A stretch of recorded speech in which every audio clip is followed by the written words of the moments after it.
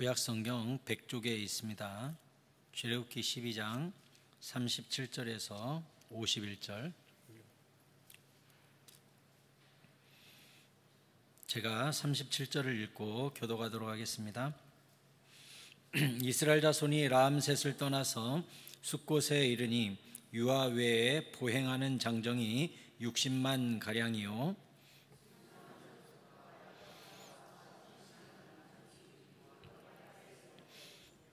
그들이 애굽으로부터 가지고 나온 발교되지 못한 반죽으로 무교병을 구웠으니 이는 그들이 애굽에서 쫓겨남으로 지체할 수 없었음이며 아무 양식도 준비하지 못하였음이었더라.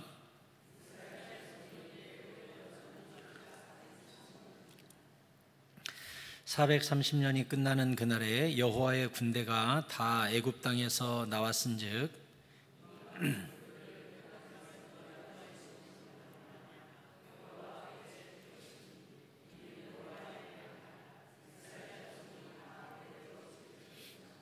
여호와께서 모세와 아론에게 이르시되 유월절 규례는 이러하니라. 이방 사람은 먹지 못할 것이나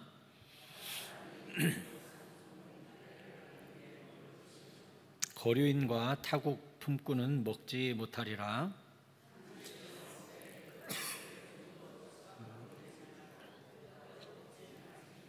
이스라엘 회중이 다 이것을 지킬지니라.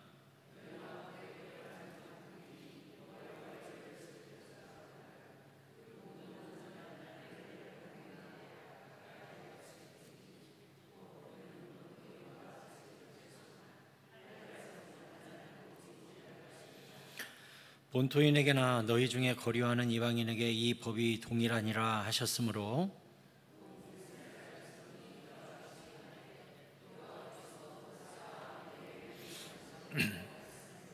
같이 읽겠습니다.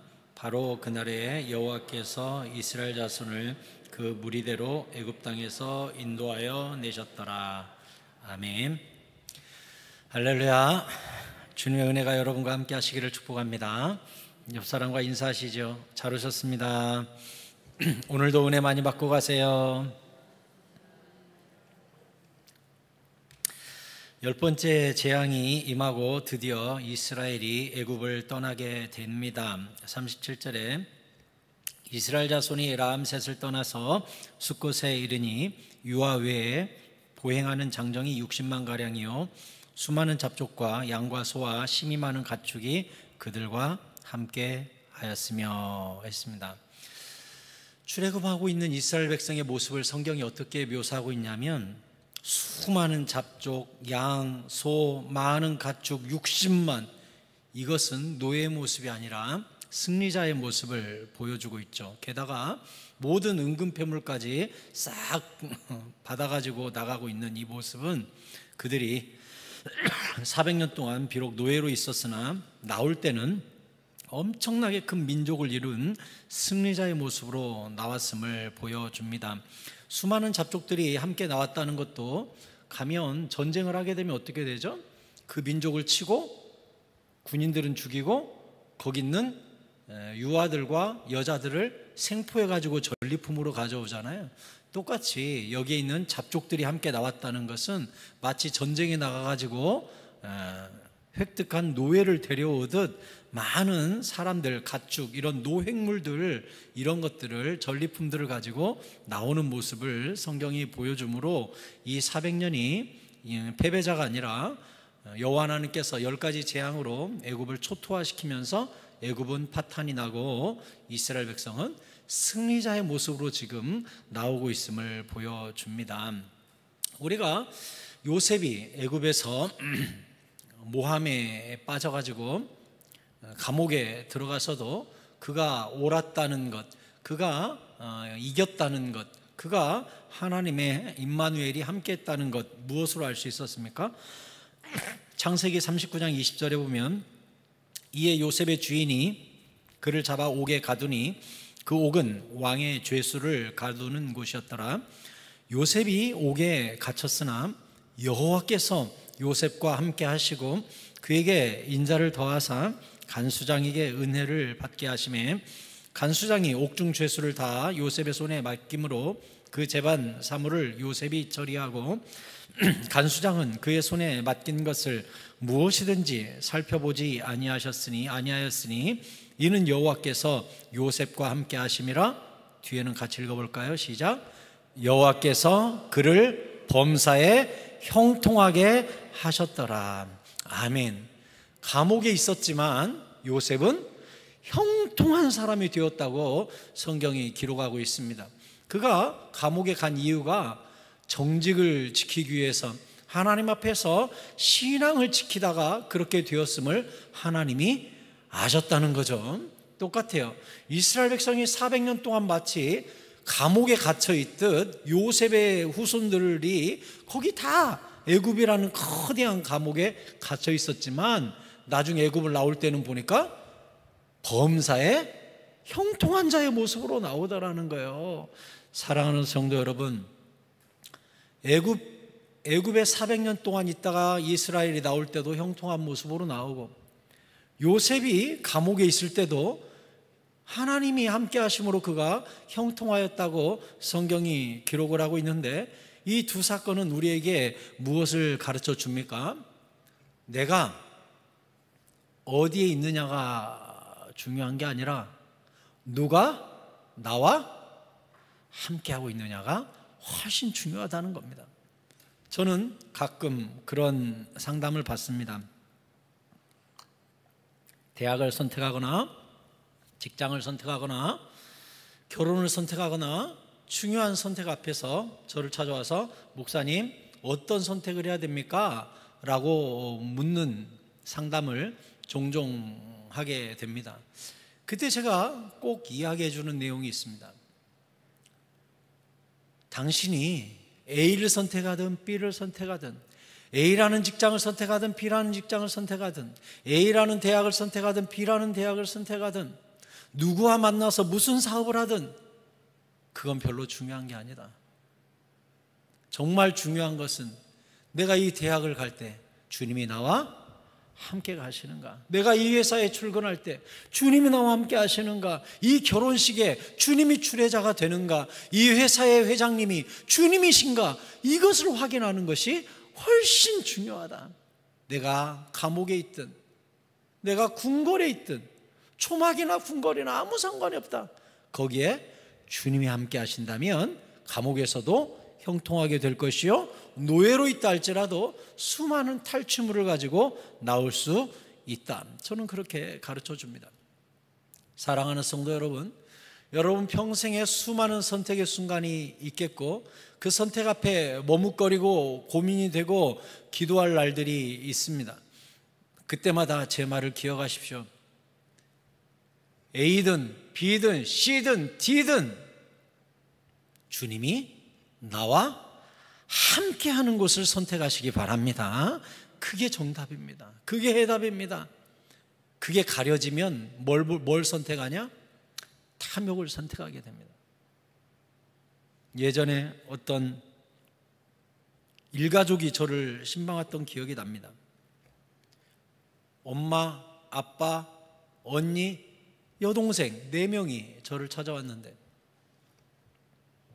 교회 1층 로비에서 만나가지고 상담을 하는데 저를 어떻게 아셨습니까?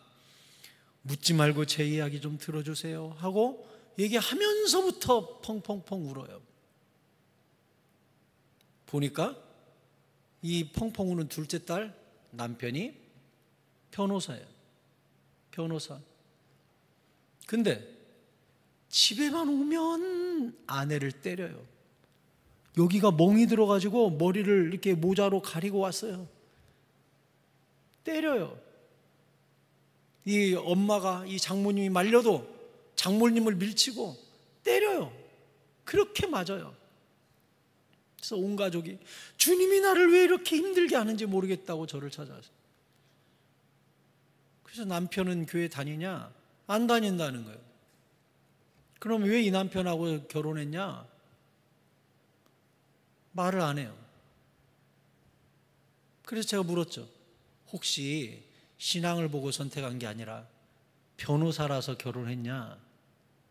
그 집안이 좋고 직업이 좋고 돈이 좋아서 그 남편을 선택했냐 했더니 이 여자가 아무 말도 안 해요.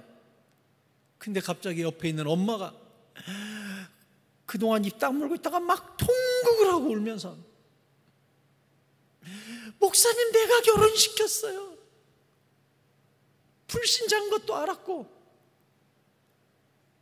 제가 딸을 강제로 결혼시켰어요. 왜 그랬는데요? 변호사잖아요. 멋있잖아요. 떵떵거릴 수 있잖아요. 엉엉엉 울면서 내 선택이 딸을 이렇게 처맞는 아내로 만들고 말았다고. 그래서 아니, 남편이 아무리 변호사지만 법적으로 어떻게 얘기를 해보든지 고소라도 해야지 쓰겠냐고 했대요. 근데 변호사 발이 얼마나 손발이 넓은지 오히려 다음 날 되면 아무 문제가 없고 와서 더 때려버린다는 거예요. 그래서 어머니가 엉엉 울면서 내가 잘못했다고. 그래서 제가 뭐라고 하겠어요? 옛날의 선택은 비록 틀렸으나 이제부터 당신에게 남은 숙제가 있으니 남편 복음화 시키고 예수 믿게 만들어야 할 거 아니냐. 방법 없다. 여기 온 가족 오늘부터 기도 들어가라. 금식 들어가라. 하나님한테 목숨 걸고 기도해라. 나를 죽여주든 남편을 예수 믿게 하든 누가 꼬꾸라지든지 한번 판가름 내야 될 거 아니냐. 모여라 하고서는 이래 안수기도 해주니까 4명이 막 통곡을 해요. 막 엉엉엉 울면서. 기도 끝나고 나니까 딸 이름을 불러가면서 미안해 하면서 엄마가 그렇게 울어요. 혹시라도 무슨 일 있으면 또 기도 상담할 내용이 있으면 연락 주세요 하고 헤어져서 이렇게 돌아서는데 내 가슴이 그렇게 쓸쓸할 수가 없어요.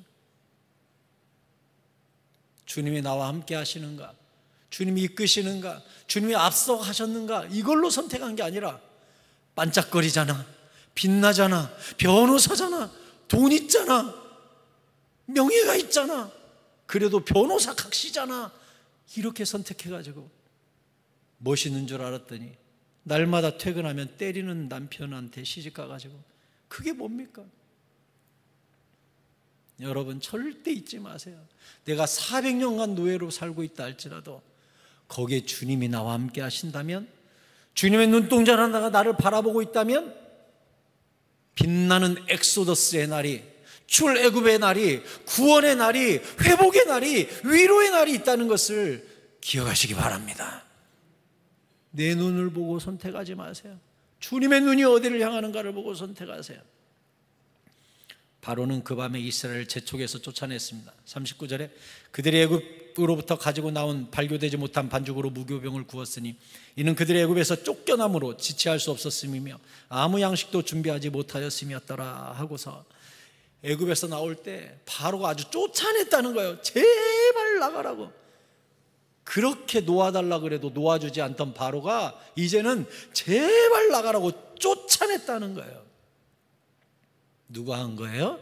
하나님이 한 거예요. 그동안은 우리 좀 제발 보내주세요, 제발 놔주세요 하도 꼼짝 않던 바로가 지 아들 죽으니까 그 밤에 불러서 이 밤에 나가라고 쫓아냈다는 거예요. 결국은 하나님의 크심과 주님의 위대하심 앞에 꼬꾸라지는 거예요. 여러분, 내가 바로하고 싸울 거 없습니다. 내가 불의와 싸울 것도 없습니다. 주님은 말씀하셨습니다. 원수 갚는 것이 내게 있으니 너는 축복하고 저주하지 마라, 이렇게 얘기했어요.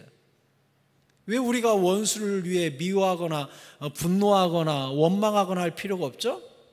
주님은 우리가 바닥 끝에 가 있고 음부의 내 자리를 편다 할지라도 주님은 다 감찰하고 계세요. 그리고 심판이 와요. 악이 쌓이면 무너지게 돼 있어요.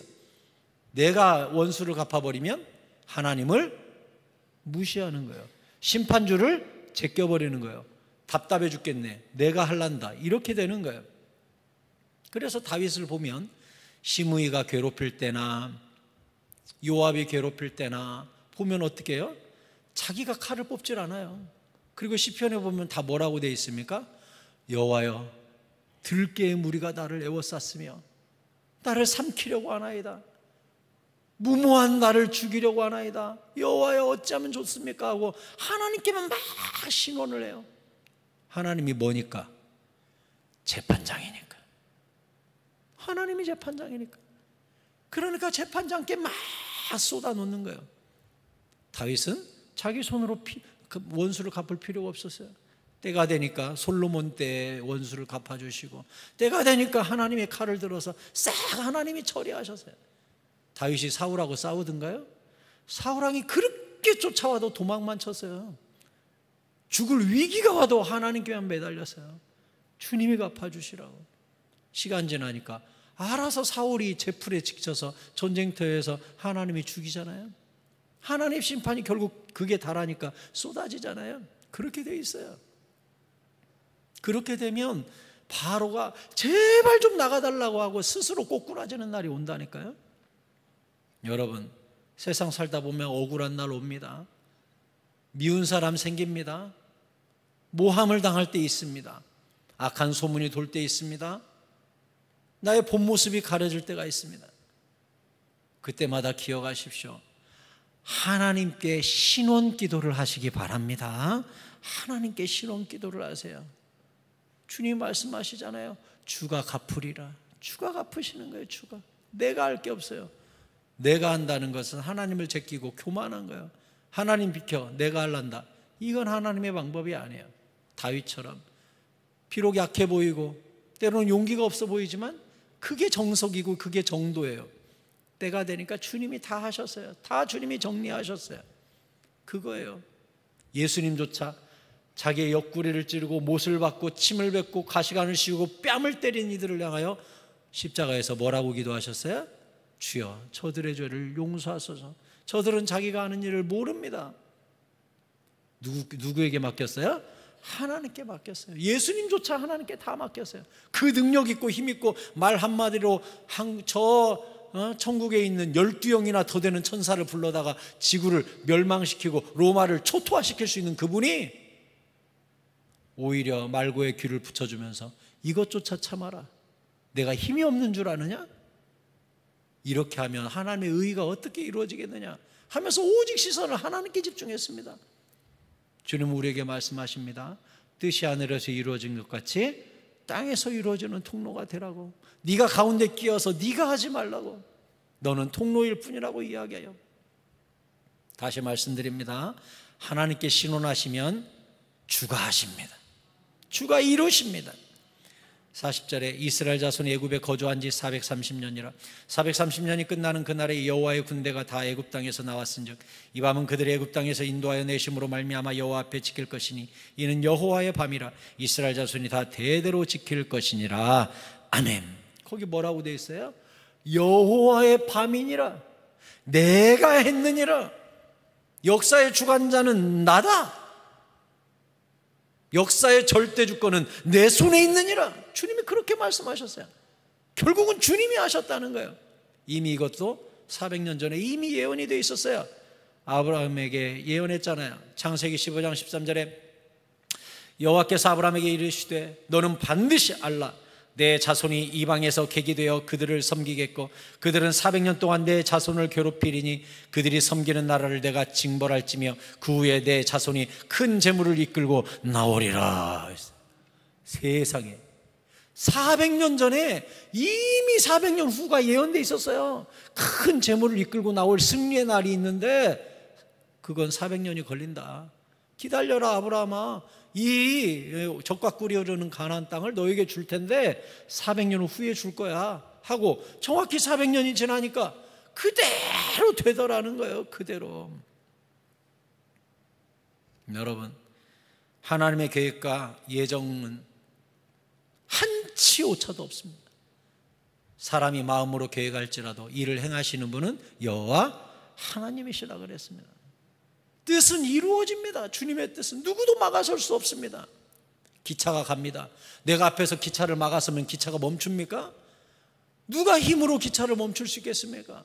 하나님의 역사의 수레바퀴는 직진합니다. 하나님의 역사의 기차는 창조부터 종말까지 직진입니다. 불교는 순환론적 세계관을 가지고 있습니다. 윤회한다고 합니다. 다시 태어난다고 합니다. 거짓말입니다. 성경은 창조부터 종말까지 일직선적 세계관입니다. 직진하고 끝나버려요. 근데 누구도 이 기차의 속도를 늦출 수도 없고 멈출 수도 없고 방향을 바꿀 수도 없습니다. 주님은 뜻하신 것을 행하십니다. 생각하면 그대로 되는 분입니다. 그대로 돼요. 그럼 우리가 어떻게 해야 돼요? 그 방향을 알고 그 역사의 기차 위에 올라타야 되는 거예요. 올라타세요. 구경할 필요도 없어요. 막아설 필요도 없어요. 올라타서 주인공이 되면 되는 거예요. 그러기 위해서는 우리가 주여, 주의 뜻이 어디에 있나이까? 주의 뜻이 있는 곳을 찾고 주의 계획이 있는 곳을 알고 주의 눈이 머무는 곳에 나의 눈이, 주의 발이 가는 곳에 내 발이, 주의 눈물이 흐르는 곳에 나의 눈물이. 우리가 얼마 전에 월드비전에서 예배드리고 여러분이 많이 헌신해 주셔서 제 마음이 많이 흐뭇했습니다. 월드비전 창립을 바피얼스 목사님하고 한경직 목사님하고 같이 설립을 했거든요. 근데 이 바피얼스 목사님이 돌아가실 때까지 평생에 자기 책상에 붙여놨던 기도문이 있습니다. 어떤 기도문인 줄 아세요? 주님, 주의 마음을 상하게 하는 것들로 인하여 내 마음도 상하게 하소서. 주의 마음을 아프게 하는 것들로 인하여 내 마음도 아프게 하소서. 이게 그 바피얼스 목사님의 평생 기도 제목이었습니다. 주님이 아파하는 것으로 나도 아파하게 해주십시오. 그러니 주님이 고아를 볼 때마다 아파한다는 걸 알고 평생 고아를 위하여 자기의 삶을 하나님께 드릴 수 있었습니다. 거기에 주의 뜻이 있다는 걸 발견했기 때문에 그 기차에 자기의 삶을 집어던지고 그 국률의 기차에 자기가 올라탄 거예요. 저는 늘 고민합니다. 주여, 우리 교회에도 틀림없이 당신의 기차가 있을 텐데 그 방향을 알게 해주시고 그 뜻을 알게 하여 주시고 주님의 마음을 흐뭇하게 만들고 기쁘게 만들고 그 마음을 시원하게 해드리는 우리 교회가 되게 하여 주시옵소서. 그 뜻을 잃어버리는 순간 주의 교회 아니에요. 그 뜻을 잃어버리는 순간 주의 성도 아니에요. 교회란 주님의 핏값으로 산 공동체라 그랬습니다. 샀다는 표현을 사도행전에서 쓰고 있어요. 주님께서 샀대요, 교회를. 그럼 교회는 누구 거예요? 주님 거예요, 예수님 거예요. 예수님 핏값으로 샀대요. 교회는 예수님 거예요. 누구도 교회는 주인 노릇할 수 없어요. 목사도 내가 주인이라고 말하면 큰일 나요. 내가 개척 멤버니까, 내가 오래 다녔으니까, 내가 권사니까, 장로니까 내가 주인이다? 큰일 나요, 큰일 나. 교회는 예수님 거예요. 주의 뜻대로 흘러가야 돼요. 주의 뜻대로 우리가 일을 해야 되고 주님의 마음에 합한 일들을 해야 돼요. 그게 교회예요. 그게 주님이 마음 먹으면 그대로 됩니다. 그대로 돼요. 400년 전에 예언했는데 400년이 지나니까 그대로 되잖아요. 그대로 돼. 오늘날로 말하면 조선시대 저 1600년대에 예언된 게 오늘 이루어진 거나 똑같잖아요. 되더라는 거예요. 주님이 마음 먹으면 돼요. 주님 입에서 말씀이 나오면 돼요. 그래서요, 성경은요, 말씀드립니다. 다시 주일날 제가 말씀드렸지만 다시 말씀드려요. 1.1획도 남김없이 반드시 이루어집니다. 누구 입에서 나왔기 때문에? 여호와 하나님의 전능자의 입에서 나왔기 때문에. 그래서요, 지혜와 계시형으로 말씀을 붙잡는 사람이 형통하는 것이고 주의 뜻대로 인생을 사는 거예요. 늘 성령 충만하여 말씀을 분별하고 말씀에 순종하여 주님의 마음을 흐뭇하게 만들고 주의 마음을 시원하게 만드는 우리 새사랑교회 모든 성도님들이 되기를 축원합니다. 근데 주님께서 오늘 성경에 이렇게 표현했어요. 여호와의 군대가 나왔대요. 군대가 41절에 430년이 끝나는 그날에 여호와의 군대가 다 애굽의 땅에서 나왔대요. 왜 여호와의 군대라고 했을까요? 지금 이 사람은 400년 동안 노예 생활하다가 지금 나왔는데 성경은 여호와의 군대가 나왔대요. 아까 얘기했죠. 수많은 재물과 수많은 잡족들을 데리고 나온 것 자체가 군대가 승리한 거라고 제가 말했죠. 그러면서 여호와의 군대가 나왔대요. 가나안으로 가겠죠. 여호와의 군대가 지금 가나안으로 광야를 통과해서 가나안으로 갈 거예요. 그럼 여기서 우리는 힌트를 얻어야 돼요. 하나님이 가나안을 왜 이스라엘에게 주시는가? 신명기 9장 4절에 보면 나옵니다. 내 하나님 여호와께서 그들을 내 앞에서 쫓아나신 후에 내가 심중에 이르기를 내 공의로움으로 말미암아 여호와께서 나를 이 땅으로 인도하여 들여서 그것을 차지하게 하셨다 하지 말라. 내가 복받을 만해서 가나안을 주셨나 봐. 내가 계명을 잘 섬기고 잘 순종하고 뭔가 잘해서 하나님이 이 가나안 땅을 주셨나 봐 라고 절대 말하지 마라. 착각이라는 거예요. 그러면 왜 주셨대요? 이 민족들이 악함으로 말미암아 여호와께서 그들을 내 앞에서 쫓아내심이니라. 내가 가서 그 땅을 차지함은 네 공의로 말미암음도 아니며 내 마음이 정직함으로 말미암음도 아니요 이 민족들이 악함으로 말미암아 내 하나님 여호와께서 그들을 내 앞에서 쫓아내심이니라. 여호와께서 이같이 하시면 내 조상 아브라함과 이삭과 야곱에게 하신 맹세를 이루려 하심이니라. 아멘.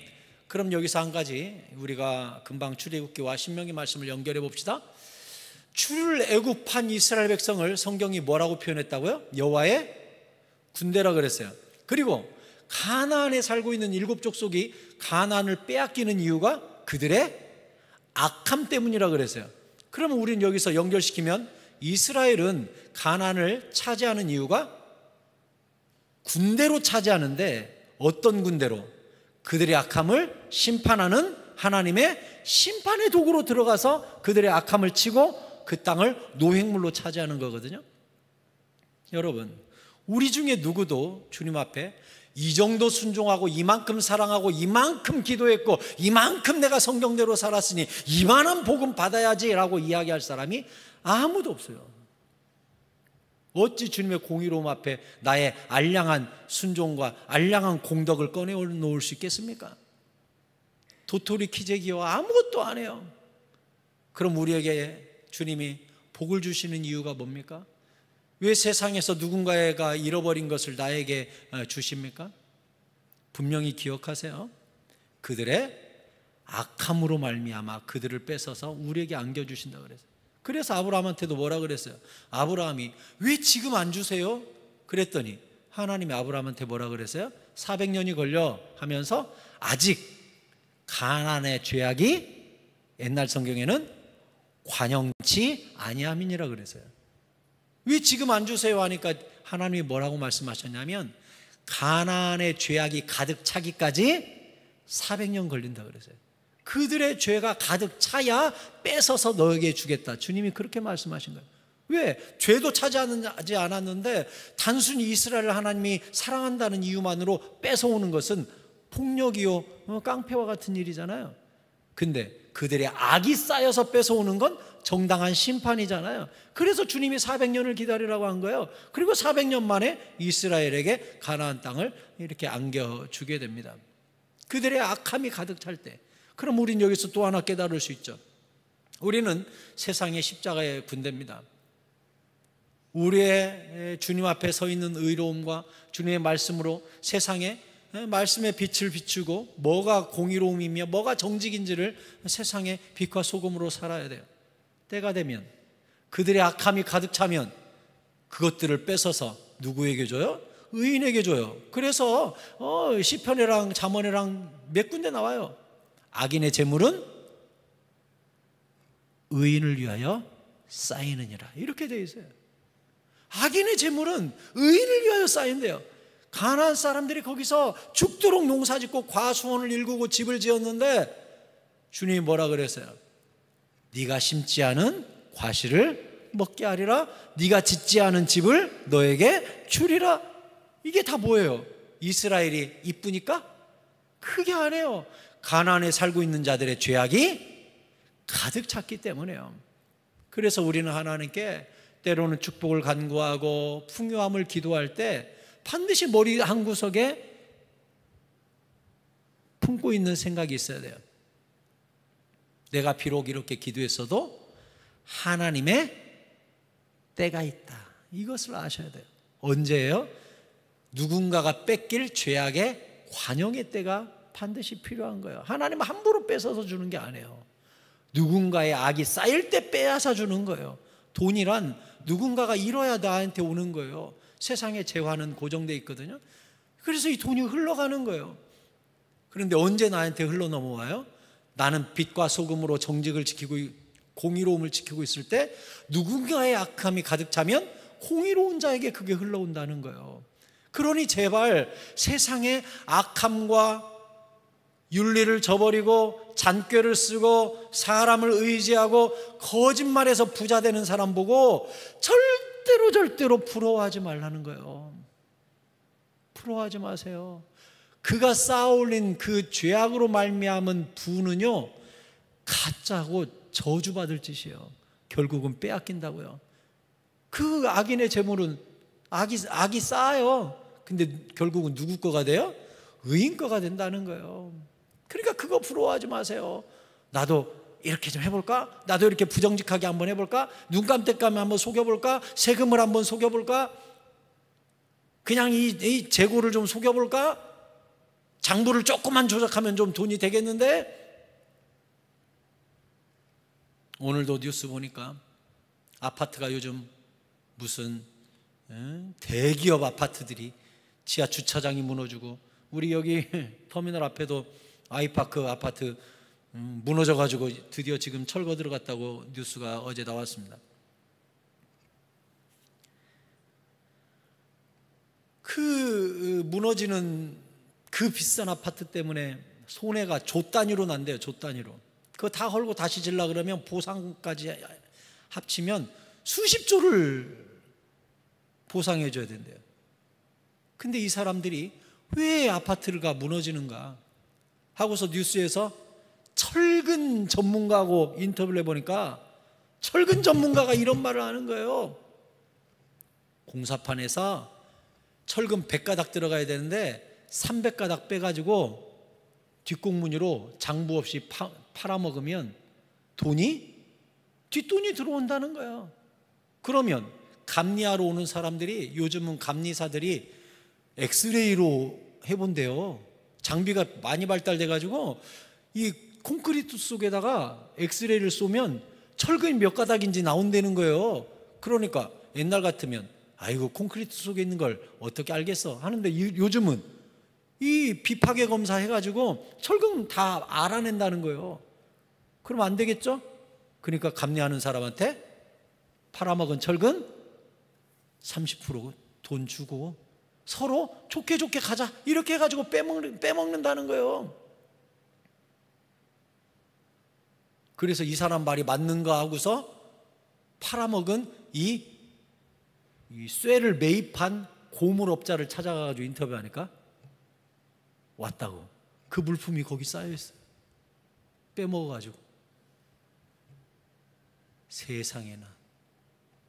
당장 빼먹으면 1억 벌 수 있고 2억 벌 수 있겠죠? 아파트 한 동에서 빼먹으면 무너지니까 수십조가 나가잖아요. 왜 그런 짓을 합니까? 결국은 기업에서도 그 사람 내버려 두겠어요? 고발하잖아요. 그럼 그 사람은 평생 감옥에서 썩어야 되잖아요. 요즘 경제사범을 얼마나 세게 때리는데, 경제가 안 좋으면요 법이 세집니다. 그래서 경제사범들은요 국가에서 가혹하게 다뤄요. 그 1, 2억 빼먹다가 인생 종쳤잖아요. 쓰겠냐고요. 그게 국가적으로도 얼마나 큰 낭비예요. 여러분, 절대 불의의 재물을 부러워하는 것도 죄라고 그랬습니다. 성경이. 기억하세요.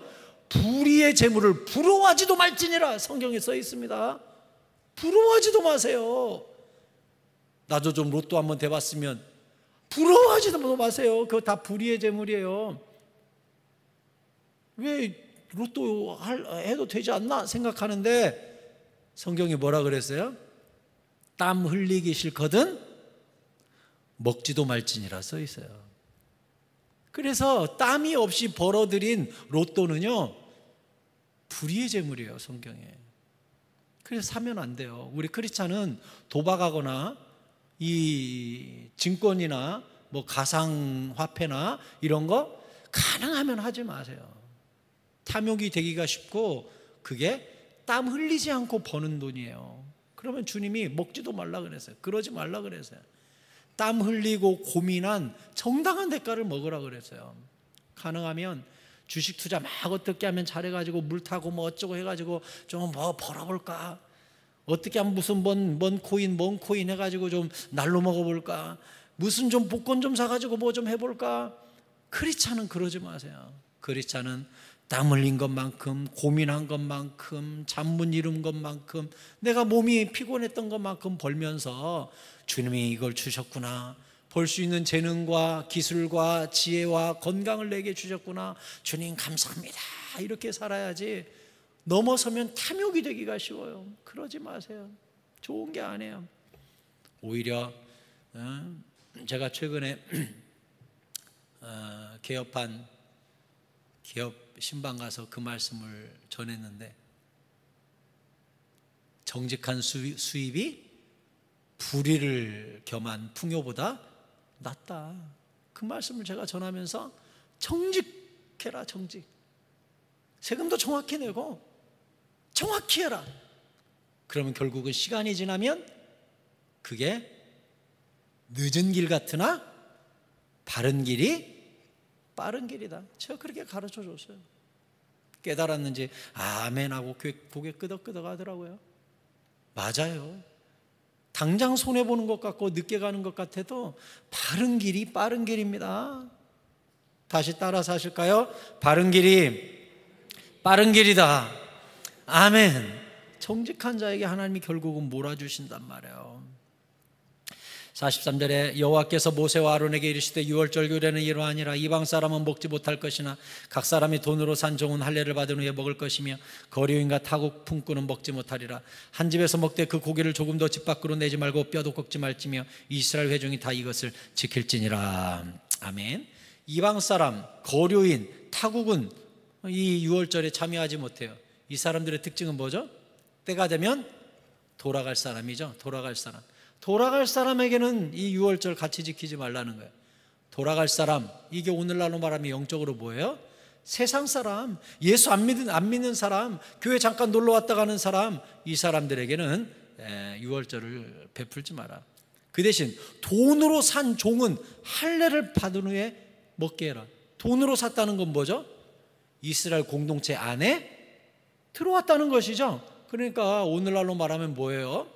교회 안에 들어와서 세례 받고 믿음을 고백해서 교회의 한 식구요, 한 공동체가 된 사람만 성찬을 참여하고 예수 그리스도의 십자가에 동참할 수 있느니라. 이렇게 가르쳐 준 것입니다. 그러면서 또 뭐라 그랬습니까? 그 고기를 조금도 집 밖으로 빼지 말고 뼈도 꺾지 마라 그랬어요. 뼈도 꺾지 마라. 이 뼈도 꺾지 말라는 말이 굉장히 중요한 성경의 예언인데, 유월절 어린 양의 뼈를 꺾지 마라? 유월절 어린 양이 누구죠? 예수님이에요.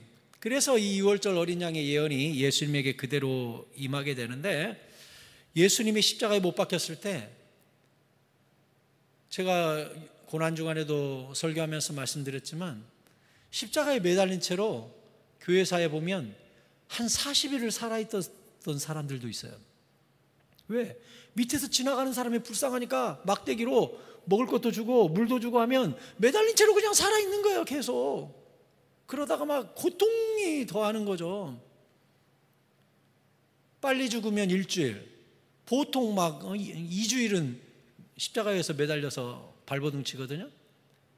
로마가 십자가형을 만든 이유가 그 위에서 오래 살아있으면서 고통을 보여주라는 거예요.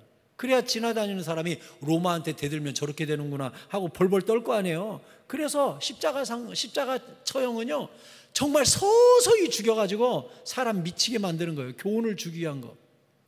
근데 예수님과 두 강도가 십자가에 못 박혔을 때는 대제사장들이 가서 뭐라 그랬어요? 내일 6월절이다. 전국의 수많은 사람들이 여기 예루살렘에 올 건데 이 명절날 여기에 십자가에 사람들이 매달려 있으면 우리 명절이 어떻게 되냐. 그냥 오늘 좀 가능하면 죽여주라. 이렇게 얘기했어요. 그랬더니 어떻게 했습니까? 빌라도가 사람을 시켜가지고 양쪽 십자가 좌우편에 있는 강도들의 발을 꺾었다고 되어 있어요. 여러분 이제 예수 영화들 보면 발을 꺾는 장면 보셨을 겁니다. 이렇게 생긴 쇠망치에 햄머로 가가지고 사람의 정강이를 부셔버립니다.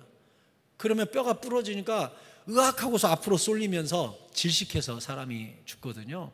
왜 사람이 오래 사냐? 다리가 힘이 있으니까 쭉 뻗으면서 숨을 계속 쉬면서 오래 살리니까 뼈를 부셔요. 그러면 앞으로 팍 꼬꾸라지면서 사람이 질식해서 죽는다고 합니다. 그런데 좌우편에 있는 강도는 뼈를 부셔서 죽였어요. 근데 예수를 치려고 보니까 이미 죽었어요. 그러면 이미 죽은 시체는 뭘로 확인해야 될까요? 심장을 찔러봐야 되는 거예요. 그래서 창으로 예수님의 옆구리를 찔러서 피와 물이 나오는 것을 보고 심장 파열을 확인 사살로 푹 찔러가지고 죽인 거예요. 그리고 실제로는 뼈가 하나도 꺾이지 않는 6월절 어린 양의 이 예언이 그대로 임한 것이죠. 시편 34편 20절에도 이런 예언이 있습니다. 그의 모든 뼈를 보호하시며 그 중에서 하나도 꺾이지 아니하도다. 요한복음 19장 33절에 예수께 이르러서는 이미 죽으신 것을 보고 다리를 꺾지 아니하고 그중 한 군인이 창으로 옆구리를 찌르니 곧 피와 불이 나오더라. 이 옆구리는 바로 심장을 찔러서 피와 불이 쏟아지게 만든 겁니다. 이를 본 자가 증언하였으니 그 증언이 참이라. 그가 자기가 말하는 것이 참인 줄 알고 너희로 믿게 하려 함이니라. 이 일이 일어난 것은 그 뼈가 하나도 꺾이지 아니하리라 한 성경을 응하게 하려 함이라. 아멘. 예수님 태어나기 3,000년 전에 이 6월절이 있었습니다. 뼈를 꺾지 말라고. 그리고 3,000년 후에 이 예언이 그대로 예수님에게 뼈를 꺾지 않는 응답으로 임하게 되었습니다. 이것이 우리에게 가르쳐주는 메시지가 있습니다. 아브라함에게 말씀하시고 400년이 흘러서 그대로 되었으며 6월절 어린 양의 뼈를 꺾지 말라고 명령하신 명령은 3,000년이 흘러서 예수님에게 응하였습니다. 하물며 예수님이 돌아가신 지 2,000년이 되었는데 1,000년이 두 번 지나간다 할지라도 그 십자가의 사랑과 창세전부터 우리를 선택했다는 주님의 약속은 여전히 변치 않고 우리는 주님의 자녀요, 주님의 눈동자는 우리를 지금도 살피시고 있고 지금도 주님의 역사의 계획은 우리를 향하여 진행되고 있음을 기억하시기 바랍니다. 하나님은 신실하십니다. 지금도 우리를 지키시고 우리 개개인에 대한 역사를 또 계획하고 계시고 야곱에게 주님이 말씀하셨잖아요. 광야에서 돌베개 베고 자는 야곱에게 주님이 나타나서 뭐라 그랬어요? 너에게 허락한 것을 다 이루기까지 절대 너를 떠나지 아니하리라. 무슨 뜻입니까? 우리는 이 땅에서 주님의 자녀로 부름받을 때부터 죽을 때까지 내게 허락된 주님의 사명들이 있습니다. 그 사명이 이루어질 때까지 주님의 눈동자는 우리를 거두지 않고 우리는 죽을 수가 없어요. 그래서 유명한 말이 있잖아요. 사명자는 죽지 않는다. 우리가 죽는 날은 언제죠? 사명이 맞춰지는 날 죽는 거예요. 사명을 붙드시기 바랍니다. 사명이 없는 사람 없어요. 소명이 없는 사람 없어요. 거저 태어난 사람 아무도 없어요. 너 같은 자리에서 충성을 다하라. 주님 말씀하신 대로 여러분이 머물러 있는 그 자리가 파송받은 자리임을 깨닫고 왜 이 가정에 내가 태어났나? 내가 왜 이 가정에 시집을 갔고 내가 이 가정에 장가를 갔나? 내가 이 회사에 왜 취직을 했으며 내가 왜 이 교회에 다니나? 그것 자체가 내가 파송받은 자리를 보면 그게 사명입니다. 그게 그 집에서 내가 할 일이 있고 이 남편을 통해 내가 해야 될 일이 있고 이 아내와 함께 이룰 일이 있고 이 교회에서 이루어야 될 나의 사명이 있다는 거예요. 그것을 놓치지 마세요. 그걸 놓치면 인생이 허망해집니다. 무의미해집니다. 죽여달라고 하게 됩니다. 누구처럼? 엘리야처럼. 엘리야가 로댓나무 그늘 밑에서 죽여달라고 합니다. 나 좀 제발 죽여달라고. 나는 열조보다 낫지 못하니이다. 나를 죽여주소서, 지금 죽여주소서 하고 로뎀나무 밑에 누웠습니다. 왜 그렇습니까? 하늘에서 불도 떨어지고 바알과 아세라 선지자 그냥 850명을 쳐 죽이고 이제 나라가 개혁되나, 주의 뜻이 이루어지나 했더니 이세벨이 뭐래요? 내일까지 엘리야가 살아있으면 하나님이 나한테 벌의 벌을 내리기를 원한다 하면서 기세등등하게 또 엘리야의 목에 칼을 겨누는 거예요. 엘리야가 갑자기 이제 됐어 라고 산 정상에 있었다가 푹 꼬꾸라져가지고 바알과 아세라 선지자 850명이 죽고 불이 하늘에서 떨어지고 하나님의 사심과 그의 놀라운 능력이 명명백백하게 드러났는데 아합과 이세벨은 1도 달라지지 않으니 그 마음에 얼마나 큰 낙심이 옵니까? 하나님께 뭐래요? 나는 안 되나 봐요. 나는 여기까지인가 봐요. 나 좀 죽여주세요. 이렇게 기도했어요. 사명을 못 찾으니까, 비전을 못 찾으니까 죽여달라는 기도가 나와요. 살다 보면 우리도 그런 기도할 때 있죠. 나 좀 죽여주시오. 하나님 나 좀 데려가시오. 그런 기도 나올 때 있죠. 저도 그런 기도 했습니다. 죽여달라고, 나 좀 죽게 해달라고, 즉시 나를 죽여 이 악함을 보지 않게 해달라고 저도 그런 기도 해봤습니다. 근데 엘리야한테 주님이 어떻게 하셨어요? 가서 사밧의 아들 엘리사에게 네가 기름을 붓고 에후에게도 기름을 붓고 이렇게 하라고 또 다른 사명을 주니까 40주 40야를 달려가서 새 힘을 얻고 다시 달려가가지고 사명 감당하니까 살 이유가 생기고 그 마지막 사명 다 하니까 불말과 불병거가 내려와가지고 데려갔잖아요. 너 사명 다 했어, 네 마지막 숙제 마쳤어 하고 데려갔잖아요. 그거예요. 우리의 사명이 우리가 언제 죽냐? 사명이 다 하는 날 죽는 거예요. 그러면 그때까지는 주여 나의 사명을 알게 하소서, 알게 하소서, 그리고 주께서 가라는 곳에 머물게 하소서, 이 기도하세요. 여러분, 사명을 놓치면 죽고 싶어요. 혹시 여러분 가운데 죽고 싶은 사람이 있거든. 오늘 밤 주님의 사명과 교회의 비전과 주님의 마음이 아파하는 곳에 여러분의 마음도 머무는 역사가 이 밤에 여러분 가운데 임하게 되기를 예수 그리스도의 이름으로 축원합니다. 48절에 너희와 함께 거류하는 타국인이 여호와의 유월절을 지키고자 하거든 그 모든 남자는 할례를 받은 후에야 가까이하여 지킬지니 곧 그는 본토인과 같이 될 것이나 할례 받지 못한 자는 먹지 못할 것이니라. 본토인이라 너희 중에 거류하는 이방인에게 이 법이 동일하니라. 아까도 말씀드렸죠? 누가 예수의 보혈에 동참하고 누가 성찬에 동참할 수 있어요? 할례 받은 후에야. 그래서 제가 우리가 봄, 가을로 성찬을 하는데 성찬할 때마다 여러분에게 얘기해요. 죄송하지만 세례나 입교문답을 받지 않으신 분들은 아직 참여할 수 없습니다 라고 이야기를 해요.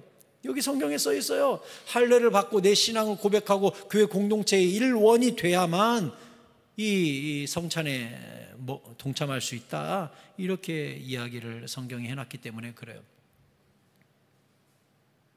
이것은 굉장히 중요합니다. 복음과 십자가는 교회 안에만 있다는 거예요. 칼빈이 아주 유명한 말을 했어요. 하나님을 아버지라 부르는 자는 교회를 어머니라 부른다 그랬어요. 하나님을 아버지라 부르는 자는 교회를 어머니라 부른다 그래서 여러분 분명히 기억하십시오. 복음은 교회의 어머니의 젖가슴을 통해 아이가 자라듯이 교회에서 복음의 모유를 먹고 불신자가 깨어나고 다음 세대가 살아나는 거지, 교회 밖에는 구원 없습니다. 교회 안에서 구원이 일어나는 거예요. 이거 굉장히 중요한 교회론입니다. 예수님이 핏값으로 교회를 세우신 이유가 있어요. 교회를 통해 복음이 전파되고 교회 안에서 복음을 가진 자들이 십자가의 은총을 누리는 공동체로 세워놓은 거예요. 그러니 교회 밖에서 점처럼 섬처럼 혼자 존재하면서 신앙생활하는 건 굉장히 위험한 거예요. 교회 안에 들어와서 성찬을 함께 나누고 교제하고 예수 그리스도께서 부어주시는 말씀의 꼴을 같이 먹고 같이 울고 같이 붙잡아주고 같이 안아주는, 같이 기뻐해주는 공동체, 교회 안에 들어온다는 것은 너무너무 중요해요. 특별히 교회 생활하면서 예배만 쏙 드리고 그냥 집에 가면서 나는 봉사하기 싫어, 나 건들지 마, 나 소그룹 들어가기 싫어, 제발 아는 척하지 말아주세요, 연락하지 말아주세요, 목장 들어가기 싫어요, 이렇게 신앙생활하는 사람들 종종 계신데 위험한 거라고요. 위험한 거. 그렇게 신앙생활하는 거 위험한 거라고요. 교회는 아까 제가 말씀드렸죠. 칼빈도 뭐라고 했다고요? 어머니라고 그랬어요. 어머니 품 안에 깊숙이 안기시기 바랍니다. 거기는 따뜻함이 있고 엄마의 젖이 있고 먹을 것이 있고 사랑이 있어요. 교회는 어머니예요. 어머니. 어머니 품속으로 들어오세요. 겉돌지 마세요. 어머니의 따뜻한 품속에서 안전하게 풍요롭게 신앙생활하는 것을 주님이 원하셔서 그 핏값으로 교회를 사신 거예요. 예수님의 몸이에요. 예수님의 몸. 50절에 온 이스라엘 자손이 이와 같이 행하되 여호와께서 모세와 아론에게 명령하신 대로 행하였으며 바로 그날에 여호와께서 이스라엘 자손을 그 무리대로 애굽 땅에서 인도하여 내셨더라 했어요. 이스라엘 자손이 순종했대요. 순종. 결국은 순종해서 십자가의 군대로, 여호와의 군대로 하나님의 쓰임을 받게 됐어요. 결국은 주님이 누구를 쓰시냐? 아무리 말씀을 많이 주시고 아무리 화와 복을 성경에 기록했어도 그 말씀을 지키는 자에게 임합니다. 지키는 자. 저는 예전에 한때 이런 생각을 했어요. 교회 오래 다니다 보면 때가 되면 주님이 은혜 주셔서 단계도 올라가고, 때가 되면 주님이 은혜 주셔서 성화도 되고, 때가 되면 주님이 은혜를 주셔서 신앙의 단계가 올라가다가 믿음의 장성한 분량에 이르는 줄 알았어요.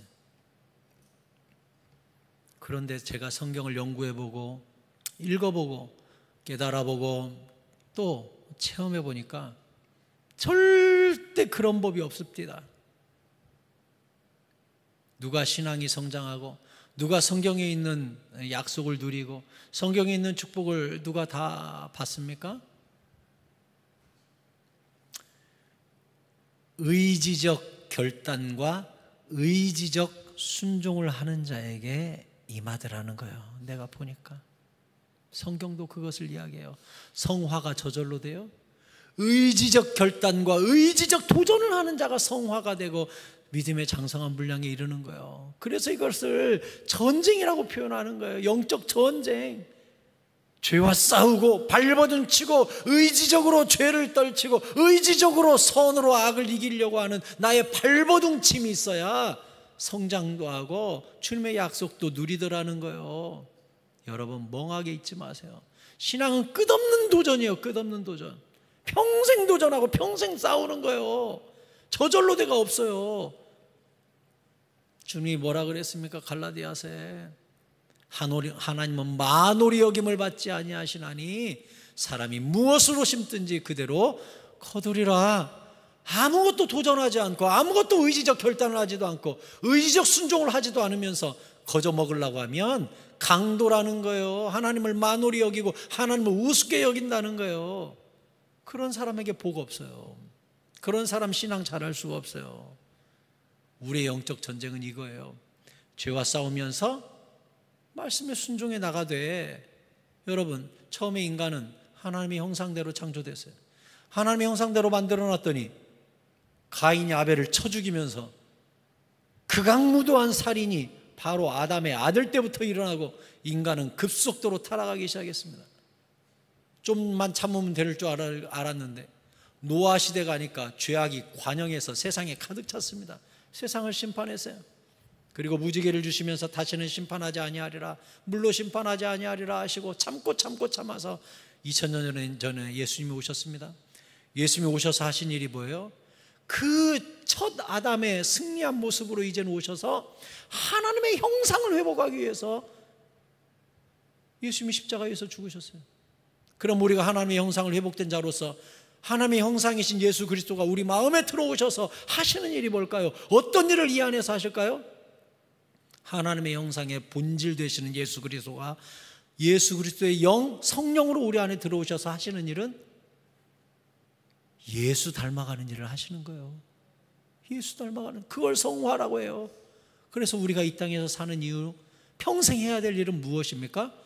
성화의 일을 해야 돼요. 예수님 닮아가는 일, 예수 닮아가는 일, 작은 예수가 되는 일, 이 일들을 해야 돼요. 하나님은 뭐라 그랬습니까? 내가 거룩하니 너희도 거룩하라. 그걸 하라고 우리를 이제 거룩한 주의 자녀로 불러서요.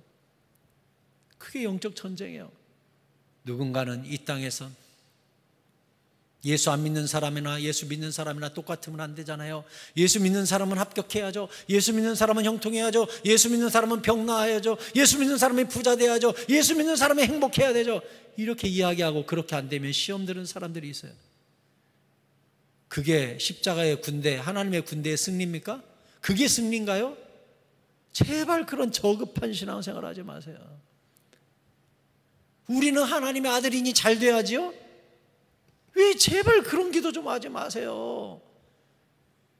그건 세상, 불교, 무당, 나무 탑 쌓고 비는 사람들이 다 그 기도하고 있잖아요. 왜 그런 저급한 종교하고 똑같이 가요? 우리 기독교는 그런 종교가 아니에요. 우리 예수 믿는 사람은 이 땅에 사는 이유가 뭐예요? 주여 주의 뜻을 이루게 하여 주옵소서. 주님이 기뻐하시는 일을 하게 하옵소서. 예수 닮아가게 하여 주옵소서. 원수 갚지 않게 하여 주옵소서. 이쪽 뺨 맞으면 이쪽 뺨 들이대게 하옵소서. 짓밟히면 기뻐하고 감사하게 하소서. 천국에서 상이 크다고 했으니까 무슨 일을 당하든지 행복하게 살 수 있는 용기와 믿음이 있게 하소서. 그런 수준으로 예수 믿어야 그게 진짜 예수 믿는 사람 아닙니까? 제발 승리라는 단어를 다시 규정하세요. 우리의 승리는 그런 승리가 아니에요. 그래서 고린도전서 6장 20절에 뭐라 그랬어요? 값으로 산 것이 되었은즉 그런즉 너희 몸으로 하나님께 영광을 돌리라. 아멘. 다시 읽어봐요. 다 같이 시작. 값으로 산 것이 되었으니 그런즉 너희 몸으로 하나님께 영광을 돌리라. 아멘. 여러분, 이렇게 기도하는 사람 저는 봤습니다. 주여 내가 합격해서 하나님께 영광 돌릴게요. 내가 부자 되어서 하나님께 영광 돌릴게요. 내가 병이 나서 하나님께 영광을 돌릴게요. 그러면 돌에 맞아 죽은 스데반은 하나님께 영광 안 돌렸습니까? 비참하게 죽었으니까? 그때 천사가 나타나서 방패로 딱 막으면서 누가 내 새끼 돌로 던져 하고 딱 막아줘야 그게 멋있는 승리입니까? 돌을 맞았는데 돌이 다 튕겨. 그게 하나님의 승리입니까? 아니에요. 스데반 그대로 죽었어요. 처참하게 죽었어요. 피 터져서 죽었어요. 돌에 맞아서 아마 뇌수가 흘러나왔을지도 몰라요. 그렇게 죽었어요. 너무 비참하잖아요. 근데 희한해요. 스데반이 죽으면서 희한한 말을 했거든요. 인자가 보좌 옆에 서신 것을 보노라. 비참하게 죽고 있는데 예수님이 하나님 보좌 우편에 서서 스데반아, 우리가 계시록을 앞으로 주일날 강해를 하지만 예수님 보좌 우편에, 하나님 보좌 우편에 앉으신 분으로 나오거든요. 앉으신 분은 뭘까요? 통치자의 모습입니다. 왕은 서지 않아요. 앉아서 명령을 하죠. 권위죠. 근데 스데반을 맞이하실 때는 일어나셨습니다. 인자가 보좌 우편에 서신 것을 보노라고 그랬어요. 서셨어요. 그것이 우리에게 무엇을 가르쳐 주죠? 스데반의 인생이 존귀하다는 것을 가르쳐 줘요. 그는 승리했음을 보여주고 있어요. 근데 우리는 왠지 천사가 돌을 막아줘야 될 것 같고, 스데반이 젊을 때 안 죽는 것이 영광인 것 같고, 병도 안 걸리는 게 영광인 것 같고, 내가 부자가 되는 것이 하나님께 영광인 것 같고, 그래요.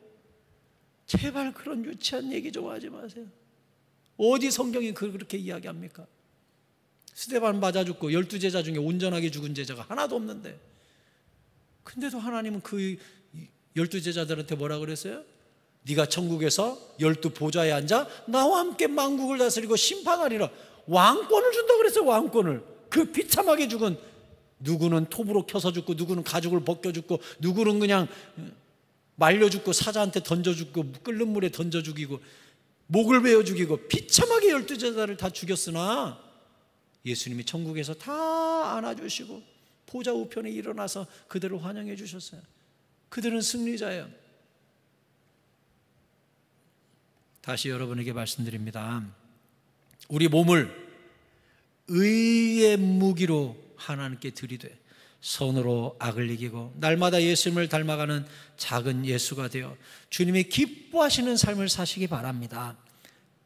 부자만 주님을 기쁘시게 만들고, 형통한 자만 주님을 기쁘시게 만들고, 합격한 사람만 주님을 기쁘시게 만들고, 병 안 걸리고 건강한 사람만 주님을 기쁘시게 만드는 게 아니라, 병들어도 아파도 떨어져도 가난해도 비참해도 짓밟혀도 내가 주님과 함께하고 말씀과 함께하고 진리와 함께하고 정직함을 지키기 위해서, 거룩함을 지키기 위해서, 예수 닮아가기 위해서 그 좁은 길을 가고 있는 것이라면 그 사람은 승리한 십자가의 군대요, 승리한 하나님의 자녀임을 기억하시고 의의 길, 좁은 길을 기꺼이 선택할 줄 아는 하나님의 존귀한 자녀들이 다 되시기를 예수 그리스도의 이름으로 축원합니다. 축원합니다. 같이 찬양하고 기도하겠습니다. 나의 힘이 되신 여호와여, 그 400년간 함께 하셨던 주님, 요셉과 감옥에도 함께 하셨던 주님, 나와 함께 해주시라고 가사 생각하시면서 찬양하겠습니다.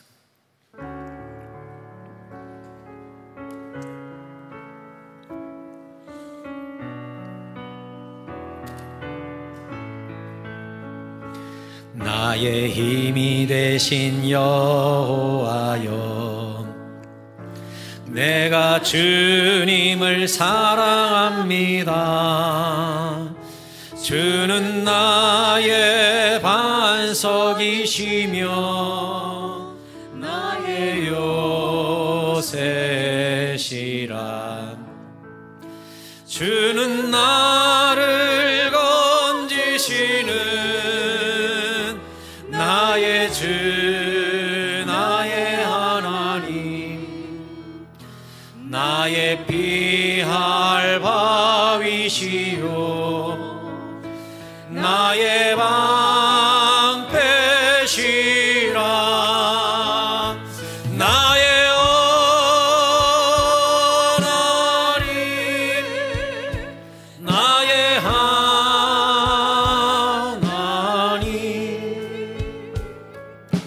구원의 뿌리시요 나의 산성이라. 나의 하나님, 나의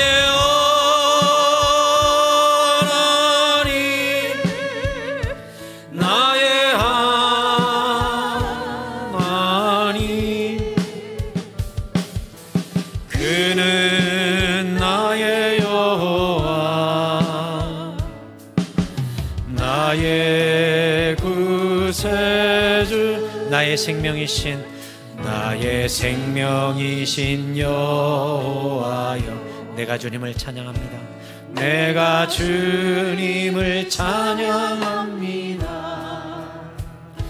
주는 나의 사랑이시며 나의 의지시라. 주는 나를 이끄시어 주의 길 인도하시며 나의 생의 목자 되시니 내가 따르리라. 나의 하나님, 나의 하나님, 나의 하나님, 생명의 면류관으로, 생명의 면류관으로 씌우소서. 나의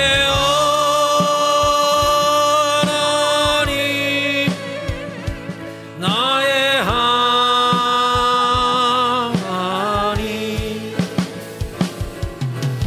그는 나의 여호와, 나의 구세주, 나의 하나님, 나의 하나님, 나의 하나님, 그는 나의 여호와, 그는 나의 여호와, 나의 구세주. 여러분, 오늘 무슨 기도하러 오셨습니까? 뭘 좀 잘 되려고? 병 좀 나아보려고? 합격 좀 해보려고? 돈 좀 벌려고? 물론 그런 기도 제목도 기도 제목일 수 있으나 예수님은 명확히 말씀하셨어요. 그런 건 네가 구하기도 전에 하늘 아버지께서 다 알고 있다고. 그 말은 뭐죠? 할 필요 없다는 거. 아는 분한테 뭐하러 이야기하냐고. 그러면 제자들이 뻥 찌죠. 아니 그럼 예수님 뭐하러 기도해요? 기도할 것도 없네요. 하나님 다 하시는데. 그럼 무슨 기도해야 돼요? 그때 주님이 말씀하셨어요. 먼저 그의 나라와 의를 구하라. 뜻이 하늘에서 이루어진 것 같이 땅에서도 이루어지기를 위해서 구해라. 그게 무슨 뜻일까요? 뜻이 하늘에서 이루어진 것 같이 땅에서도 이루어진다? 하나님의 통치가 천국에서 완전히 임하는 것 같이 하나님의 통치가 내 마음과 이 땅에서도 이루어지게 해달라. 그럼 하나님의 통치는 뭐죠? 거룩이에요. 죄와 싸우는 거예요. 예수님 닮아가는 거예요. 그거 기도하래요. 그러면 나머지는 하나님이 알아서 다 채워주신대요. 이 모든 것을 너에게 더하시리라 그래서요. 나는 뭐만 하면 돼요? 영적인 기도, 예수 닮아가는 기도만 하면 돼요. 이 땅에 복음이 전파되는 일, 교회가 세워지는 일, 선교가 이루어지는 일, 이런 일을 위해서 영적인 기도하래요. 육적인 건 하나님이 알아서 도와주겠대요. 네가 나의 일을 하면 내가 너의 일을 해주리라 약속하셨어요. 이 시간에 먼저 기도할 것, 주님 나의 기도의 방향이 잘못되었습니다. 용서하여 주시옵소서. 주여 부르짖고 기도합니다. 주여,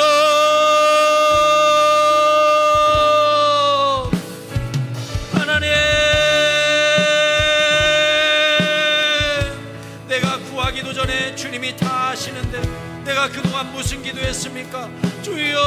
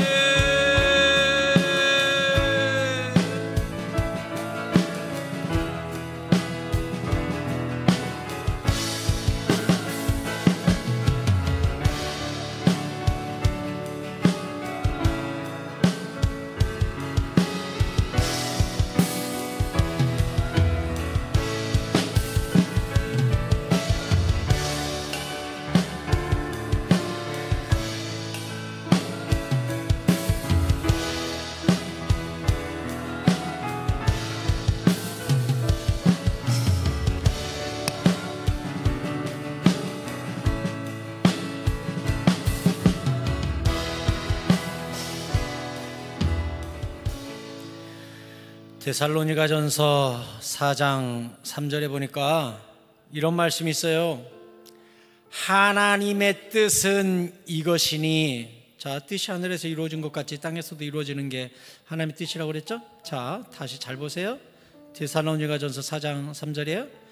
하나님의 뜻은 이것이니 너희의 거룩함이라. 하나님의 뜻은 이것이니 너희의 거룩함이라. 이게 하나님의 뜻이래요. 뜻이 하늘에서 이루어진 것 같이 땅에서도 이루어지기를 원합니다 라고 우리가 기도하는데, 그 기도의 핵심이 나는 너희가 거룩해지기를 원한다. 죄와 싸우기를 원하고 예수 닮아가기를 원하고 세상과 다른 가치관을 갖고 정직하고 성령 충만한 삶을 살기를 원한다. 그게 내 뜻이다. 네가 부자 되는 거 내 뜻 아니요, 네가 뭐 장수하는 거 내 뜻 아니요. 그건 다 천국에서 줄게. 그건 천국에서 내가 영원히 줄 거야. 천국에서 무한한 건강과 무한한 부와 명예, 왕권도 주고 거기는 길바닥도 황금이야. 너에게 다 줄게. 이 땅에서 네가 해야 될 게 있어. 거룩함이야. 나를 닮아가는 거야. 빛과 소금이 되는 거야. 그렇게 말씀하셨어요. 근데 우리는 끝없이 무너지잖아요. 끝없이 넘어지잖아요. 그래서 필요한 게 뭐예요? 성령 충만을 받아야 돼요. 예수님이 힘을 주셔요. 성령님이 힘을 주셔요. 내 힘으로 못해요. 내 힘으로 거룩해진 거 내가 도 닦습니까? 거룩해지게? 절대 못돼요. 성령이 도와주셔야 거룩해지는 거예요. 이 시간에 같이 기도할 것은, 주여 주의 뜻은 우리의 거룩함이라 그랬는데 내가 어떻게 스스로 도 닦듯이 거룩합니까? 성령을 나에게 보내셔서 주의 형상을 내 마음속에 이루어 주시고 거룩함을 닮아가게 하여 주시옵소서. 성령 충만을 위해 주여 한번 부르시고 기도합니다. 주여,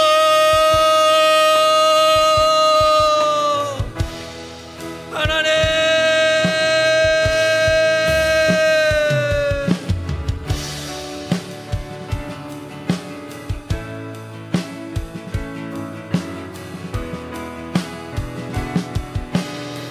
아버지,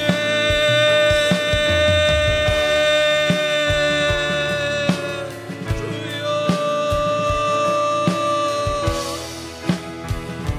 성령님,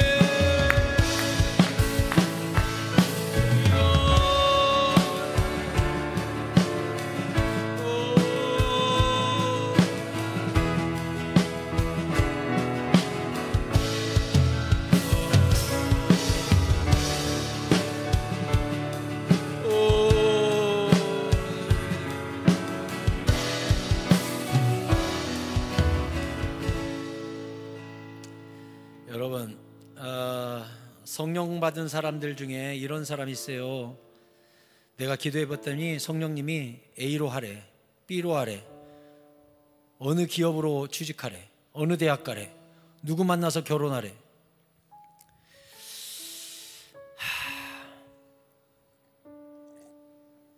예수님은요, 요한복음에서 진리의 성령이 오시면 너희를 진리 가운데로 인도하신다 그랬거든요.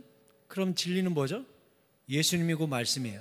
그러니 성령은요, 야 누구랑 결혼해, 야 어느 회사가, 야 어디다가 지원서 넣어, 이렇게 이야기하는 분이 아니라 진리로, 다시 말해 예수님과 성경 말씀으로 응답을 주시고 말씀을 깨우쳐주는 일을 하신다고 그랬어요.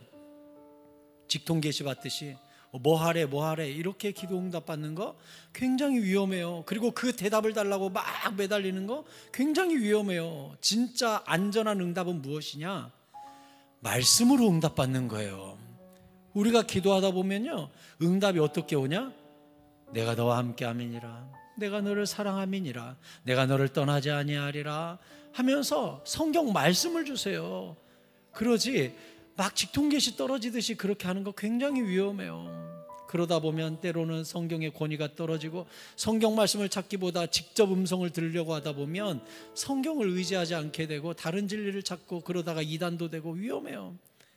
진리의 성령이 오시면 진리로 인도하시고 말씀으로 인도하시고 예수께로 인도하신다고 성경이 분명히 가르쳐 주었어요. 이 시간에 같이 기도할 것은 진리의 성령님 예수를 알려주시고 말씀을 깨우쳐 주시고 지혜와 계시형으로 나와 함께하여 주시옵소서. 주여 부르고 기도합니다. 주여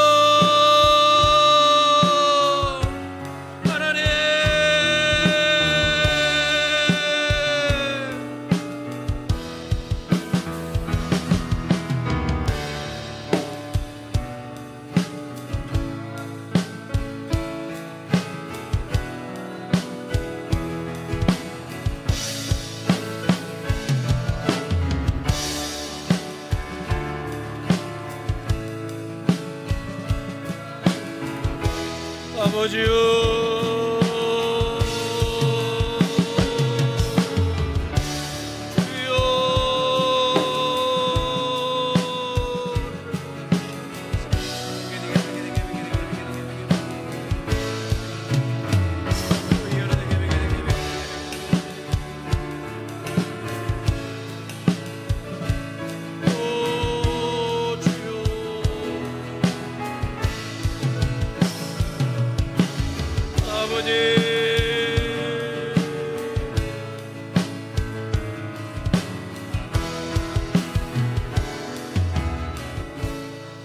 이 시간에 교회를 위해서 기도할 때 이제 여름 성경학교 시작됩니다. 다음 세대와 성경학교 수련을 위해 기도해 주시고 60주년 우리 기념교회 세워가는 모든 과정과 우리 교회 모든 행사 위에 주님께서 큰 은혜와 기쁨과 소망을 주시라고, 특별히 다음 세대 위에 성령을 부어주시라고 주여 부르고 기도합니다. 주여 하나님 하나님 하나님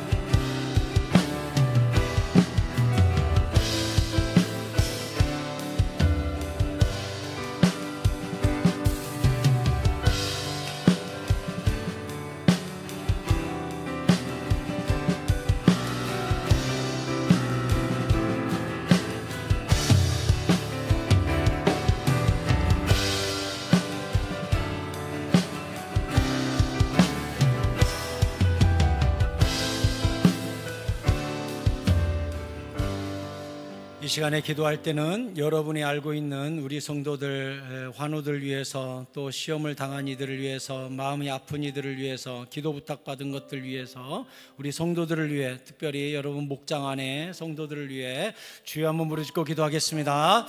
주여 아버지 하나님, 우리 환우들을 주님께서 어루만져 주시고 병마의 손을 나와서 주의 마음껏 알 수 있도록 인도하여 주시옵소서. 하나님, 시험된 이들을 주님께서 말씀해 주시고 믿음을 새롭게 하여 주시고 첫사랑을 회복하게 하여 주시옵소서. 하나님이여, 아버지